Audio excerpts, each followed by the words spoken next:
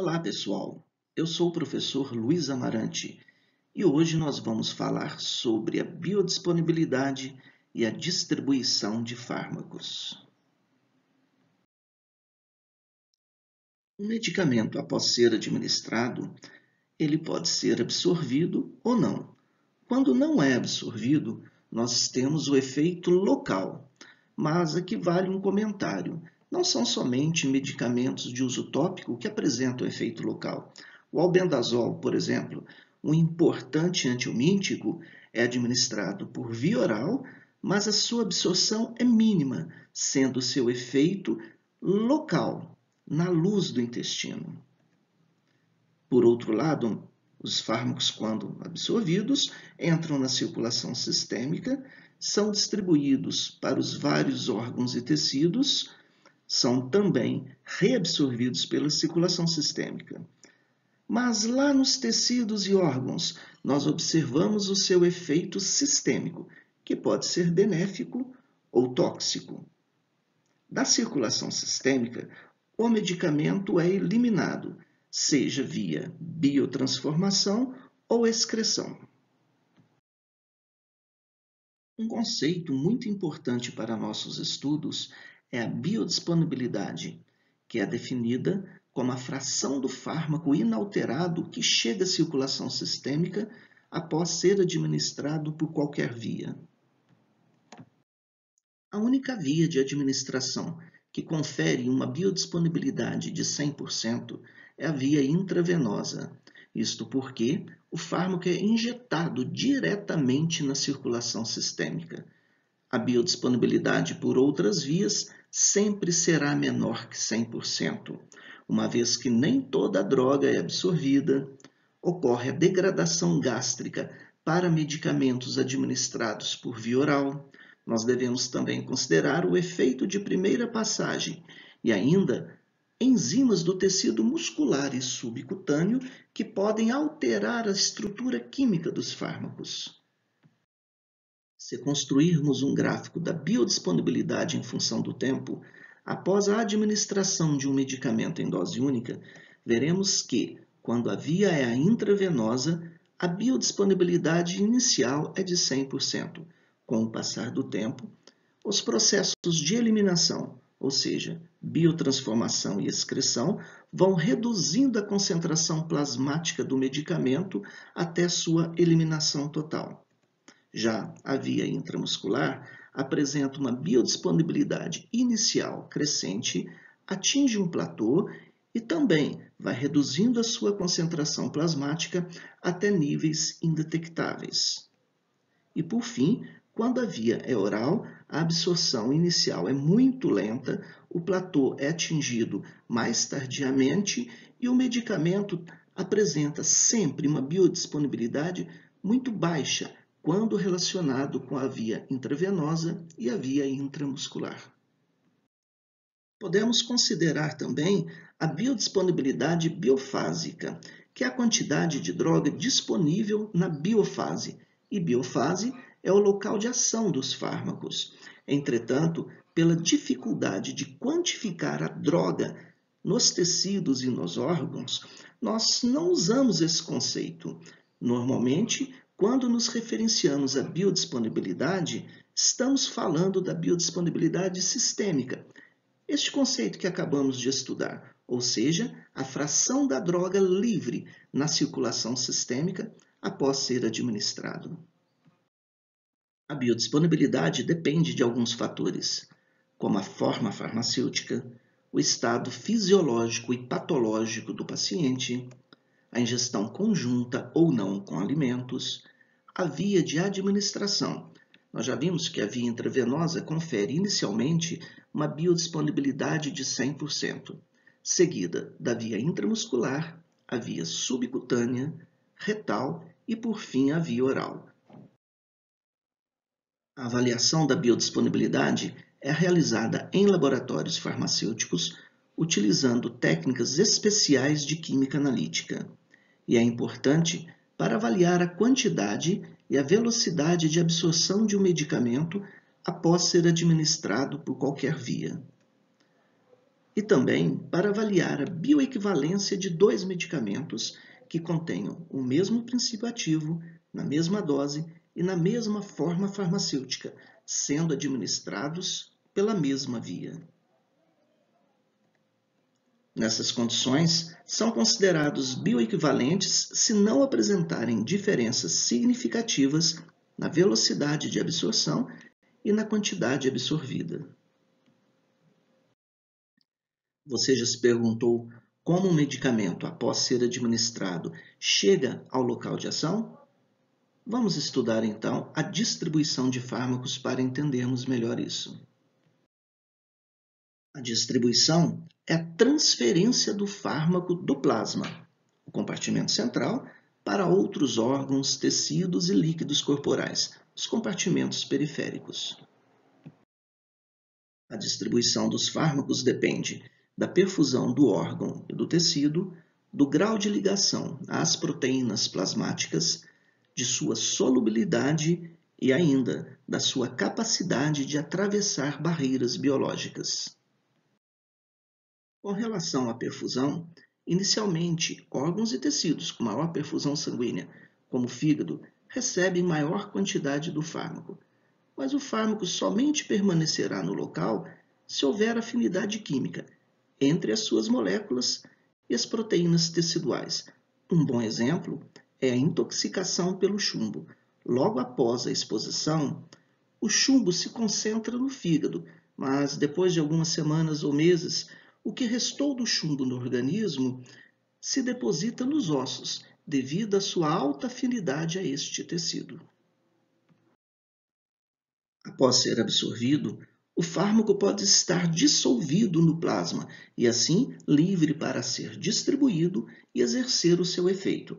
Entretanto, alguns medicamentos têm alta afinidade às proteínas do plasma, que são consideradas receptores passivos, e desta forma, enquanto se mantiver ligado às proteínas do plasma, o fármaco é inativo, mas vai se deslocando à medida que é utilizado pelos compartimentos periféricos. São várias as proteínas plasmáticas, as globulinas, a hemoglobina, os anticorpos, mas aqui o que vai nos importar é a albumina, que entre as proteínas plasmáticas é a que tem maior capacidade de se ligar aos fármacos. Enquanto estiver ligado às proteínas plasmáticas, os fármacos são inativos, não são metabolizados e também não são excretados. A competição pelas proteínas plasmáticas pode explicar pelo menos um tipo de interação medicamentosa. Um fármaco de maior afinidade às proteínas plasmáticas pode deslocar a ligação de outro fármaco de menor afinidade, que fica livre para agir no organismo, até níveis tóxicos. Um exemplo é a fenilbutazona, um medicamento usado em doenças reumáticas que desloca a ligação de anticoagulantes cumarínicos, a varfarina, aumentando o risco de hemorragia. A solubilidade do fármaco também interfere na sua distribuição. Aqueles hidrossolúveis concentram-se no plasma e têm dificuldade para serem distribuídos. Já os lipossolúveis são melhor distribuídos aos órgãos e tecidos, inclusive ao sistema nervoso central. Temos que considerar também que alguns medicamentos têm dificuldade para atravessar barreiras biológicas, como as meninges. Neste ponto, nós devemos escolher bem um antimicrobiano para tratar uma doença, uma infecção no sistema nervoso central. Por outro lado, os fármacos psicotrópicos, como os hipnóticos, os ansiolíticos e os antidepressivos, são elaborados de forma a atravessar com facilidade as meninges. A placenta também pode ser uma barreira biológica, mas muito pouco eficiente. E, além disso, pode metabolizar, biotransformar alguns medicamentos. Vamos estudar agora o volume de distribuição, que pode ser o volume real ou um volume aparente. Vamos ver. O volume de água que nós temos em nosso organismo equivale mais ou menos a 0,6 litro por cada quilograma de peso. E o volume real de distribuição é o volume total de líquido corpóreo, no qual os fármacos irão se distribuir. Em uma pessoa de 70 quilos, nós temos por volta de 14 litros de líquido extracelular e 28 litros de líquido intracelular, o que equivale a 42 litros ou 42 quilos de água em uma pessoa com 70 quilos. Mas o volume real de distribuição não é um bom parâmetro para estudarmos a farmacocinética. Assim, nós usamos o volume de distribuição aparente, ou VD, que é o volume teórico de líquido corporal necessário para diluir a dose do fármaco administrado e, com isso, conseguir a mesma concentração que o fármaco se encontra no plasma. O VD é a razão entre a dose do fármaco administrado e a sua concentração plasmática. E o ideal é que o resultado seja expresso em relação ao peso corpóreo do paciente, e em litro por quilograma. Aqui nós temos a fórmula do volume aparente de distribuição. E devemos lembrar de dividir o resultado pelo peso do paciente, assim corrigindo o VD. Eu vou propor um exercício. Um paciente com 70 kg de peso corporal recebeu 100 mg de um antimicrobiano por via intravenosa. Após a administração, foi colhida uma amostra de sangue que mostrou uma concentração de 10 microgramas por ml. Eu pergunto, qual o VD em litros? Qual o VD corrigido pelo peso corpóreo? Cuidado com as unidades. Vejam que são microgramas por mililitro, ok? O VD descreve a relação entre a quantidade do fármaco no corpo inteiro e a quantidade existente no plasma, e é expresso em litros em relação ao peso corporal. Nós devemos saber interpretar os valores do VD para sabermos utilizar bem os medicamentos. Fármacos com alto volume aparente de distribuição têm uma maior concentração tecidual, e aqueles com baixo volume aparente de distribuição têm uma melhor concentração plasmática.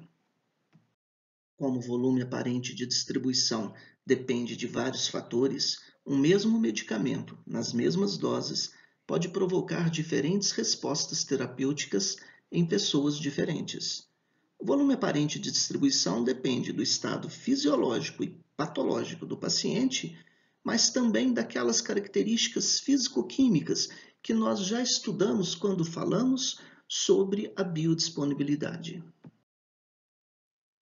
Em idosos que apresentam redução da massa muscular, observamos uma diminuição da ligação de fármacos de alta afinidade ao tecido muscular, como a digoxina, usada no tratamento da insuficiência cardíaca congestiva. Há uma diminuição no volume aparente de distribuição e aumenta a concentração plasmática do fármaco. Devido à redução da albumina plasmática, podemos observar em idosos um favorecimento da distribuição de fármacos com alta afinidade à albumina, como a aspirina, usada como antiagregante plaquetária, e assim aumenta o volume de distribuição e aumenta a concentração tecidual do fármaco. Pacientes com insuficiência cardíaca apresentam diminuição da perfusão sanguínea, com diminuição do volume aparente de distribuição e aumento da concentração plasmática dos fármacos.